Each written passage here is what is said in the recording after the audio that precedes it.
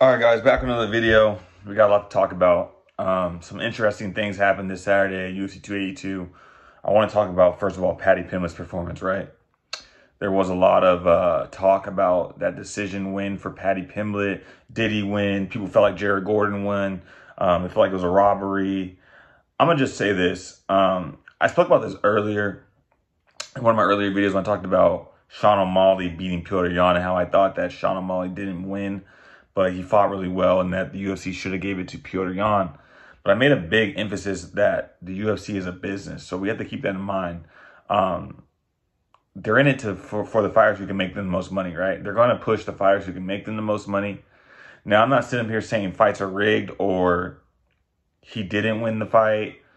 I'm saying if there's ever a decision and it's close, it's razor close, and it's between one fighter who's really popular and one fighter who's not so much popular, they're going to give it to the popular fighter, the person that they can push the most. That's just how, it is in this sport, and really how it is in life. You know what I'm saying? The more liked you are, the more opportunities you get. The more liked you are, certain things like winning a decision fight can get pushed in your favor.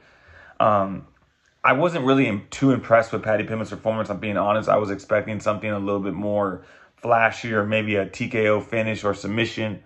It looked like Jared Gordon was trying to stall a little bit, hold him up against the cage in the third round. I would have likened it to be more just in the middle of the octagon throwing hands. I think people received Paddy Pimblett very well. His walkout was pretty entertaining.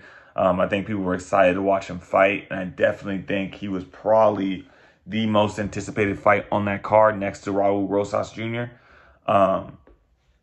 But yeah, I think Paddy Pimblett did enough to win, but I can also see how they could give that fight to Jared Gordon, if that makes sense.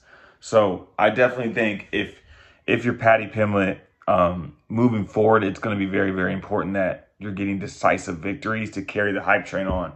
No one wants to be, and no one is going to be the decisionator all the way into a championship belt. That's not necessarily exciting. The UFC wants finishes. The UFC wants submissions. They want crazy highlight knockouts, and you got to deliver.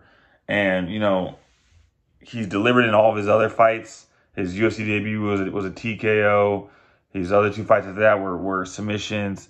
So he's capable of delivering. I just think that this one, in front of that live Vegas crowd, I would say it did not live up to the hype, if I'm being honest with you guys, man. I was expecting more from Paddy Pimblett. You're glad that he got the win. You're glad that he can, walk out of there with a W. And that's big for the UFC in terms of pushing him forward and getting him going up against tougher fights.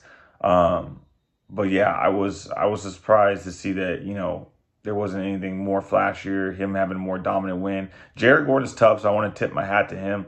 I don't want to, make it seem like Jared Gordon is just a rollover type fighter. He fought really, really well. He has a ton of heart, and I think he gave Paddy Pimblett a lot to deal with and a lot to handle in that fight. So, I'm looking for Paddy Pimblett to heal up and maybe get him another, hopefully a ranked opponent, maybe for UFC 286, I believe, in London. Could be a card that he could be on if he's healthy enough. But yeah, I would give Paddy Pimblett maybe a C for that performance on Saturday at UFC 282. But definitely looking forward to seeing him get in the octagon and fight again. The fans received him well. And I think ultimately he's going to learn and grow from this and then go on to his next fight and probably do something spectacular. So, yeah, make sure you guys like, comment, and subscribe. I'll be back again tomorrow with another video. I have to talk about Raul Rosas Jr. because that kid is going to be something special.